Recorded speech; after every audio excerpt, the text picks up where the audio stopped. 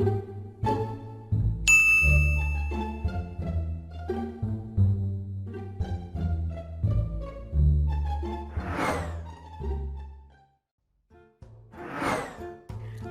para guru kebanggaan Indonesia, selamat datang di pelatihan Menjadi Pendidik Abad 21 yang Efektif dan Sukses.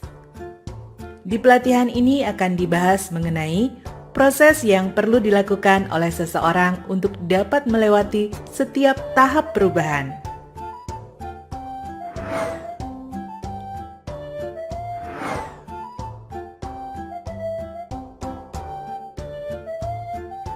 Guru profesional dengan standar kompetensi guru abad 21 bukanlah guru yang sekadar mampu mengajar dengan baik.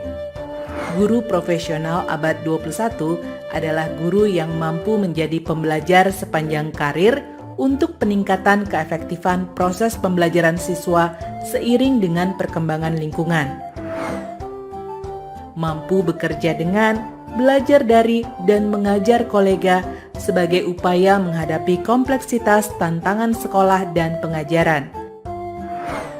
Mengajar berlandaskan standar profesional mengajar untuk menjamin mutu pembelajaran serta memiliki kemampuan berkomunikasi baik langsung maupun menggunakan teknologi secara efektif dengan orang tua siswa untuk mendukung pengembangan sekolah.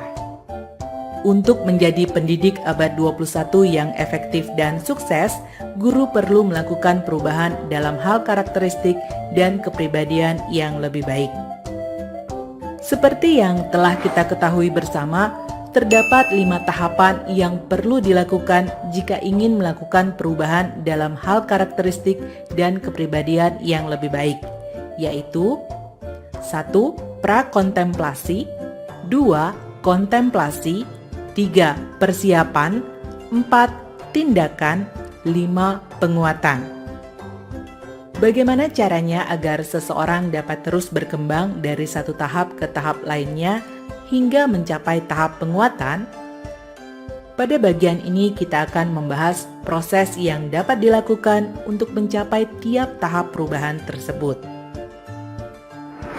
Terdapat 10 proses yang perlu dilakukan oleh seseorang untuk dapat melewati setiap tahap perubahan, yaitu 1. Peningkatan kesadaran atau consciousness raising. 2. Kelegaan yang dramatis atau dramatic relief. 3. Evaluasi ulang lingkungan atau environmental re-evaluation. 4. Evaluasi ulang diri atau self-re-evaluation. 5. Pembebasan diri atau self-liberation. 6. Pembebasan sosial atau social liberation. 7. Pengkondisian balik atau counter conditioning. 8. Kontrol stimulus atau stimulus control. 9. Pengendalian kemungkinan atau contingency management. Dan 10. Hubungan yang membantu atau helping relationships. Nah, pada video ini kita hanya akan membahas tahap 1 sampai 6 dari 10 tahapan proses perubahan. Mari kita bahas satu persatu. Proses pertama adalah peningkatan kesadaran atau consciousness raising. Meningkatnya kesadaran ini merupakan proses yang terjadi ketika seseorang menyadari sebab akibat dan cara penyelesaian dari suatu masalah. Biasanya, seseorang menyadari masalahnya ketika mendapatkan umpan balik, konfrontasi, promosi melalui media, atau mencari informasi terkait masalahnya. Kedua adalah kelegaan yang dramatis atau dramatic relief. Pada tahap ini, mulai terjadi adanya peningkatan pengalaman emosional, tetapi mulai muncul kelegaan ketika seseorang melakukan tindakan yang tepat. Beberapa cara yang biasanya dapat menggerakkan seseorang secara emosional adalah bermain peran, testimoni pribadi, promosi melalui media, dan lain-lain. Proses ketiga adalah evaluasi ulang lingkungan sekitar atau environmental re-evaluation. Seseorang melakukan pemeriksaan bagaimana dampak yang terjadi ketika perilakunya muncul maupun tidak muncul. Pemeriksaan ini dapat berupa pemikiran maupun perasaan dari orang lain. Cara yang dapat dilakukan adalah berempati, melihat film dokumenter, mencari umpan balik. Sebelum lanjut ke proses berikutnya, mari perhatikan hubungan yang terjadi antara tahapan dari perubahan dan proses perubahan melalui tabel berikut. Peningkatan kesadaran, kelegaan yang dramatis, dan evaluasi ulang lingkungan terjadi pada tahap prakontemplasi dan kontemplasi. Pada pelatihan sebelumnya, kita telah menyimak kisah Pak Rino yang berusaha mengubah karakter dan kepribadiannya dalam mengajar. Untuk memperjelas gambaran mengenai pada tahap mana setiap proses ini terjadi, mari kita ikuti kembali kisah Pak Rino. Pada tahap prakontemplasi, Pak Rino tidak menyadari bagaimana seluruh siswa di kelas A dapat mengikuti remedial matematika. Pak Rino baru berusaha mencari tahu penyebabnya karena banyak siswa yang protes dan membuat dirinya tidak nyaman. Di tahap kontemplasi ini mulai terjadi peningkatan pengalaman emosi.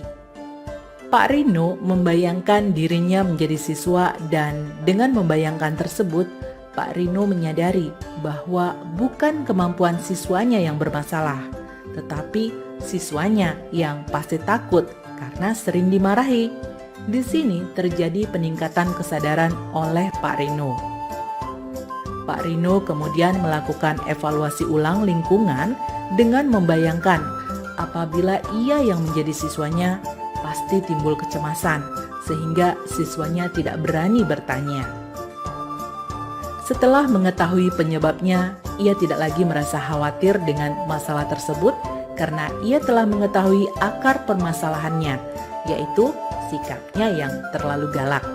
Di sini terjadi kelegaan yang dahsyat dalam diri Pak Rino. Nah, sekarang mari lihat kembali tabel untuk melihat hubungan antara proses lainnya dengan tahapan perubahan. Proses lain yang terjadi dari prakontemplasi adalah evaluasi ulang diri dan pembebasan diri. Kedua proses ini sebenarnya terjadi sepanjang tahap perubahan. Di samping itu, pembebasan sosial juga sebenarnya terus terjadi, tetapi tidak nampak jelas perannya dalam tahap perubahan yang dialami seseorang, karena tindakan ini berasal dari luar diri orang tersebut.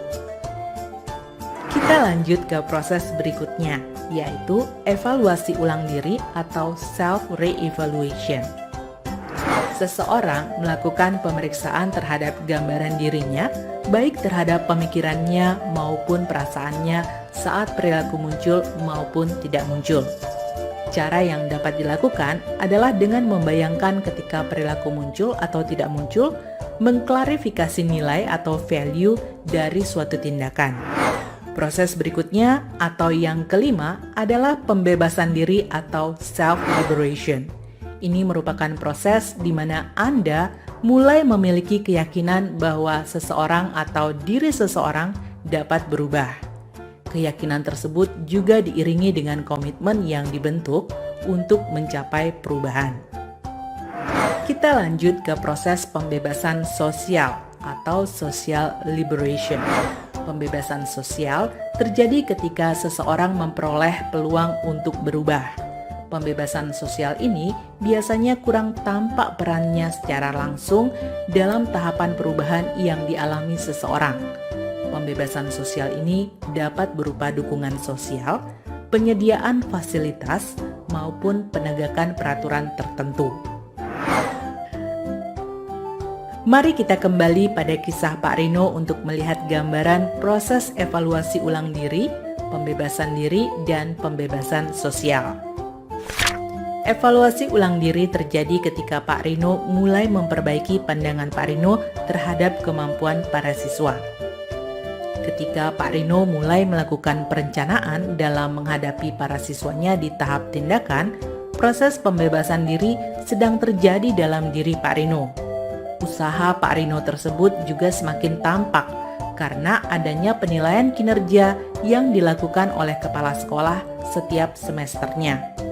penilaian kinerja tersebutlah bentuk dari pembebasan sosial. Nah, itulah 6 dari 10 proses yang perlu dilakukan oleh seseorang untuk dapat melewati setiap tahap perubahan. 4 proses berikutnya akan dibahas di video berikutnya. Terima kasih dan salam luar biasa.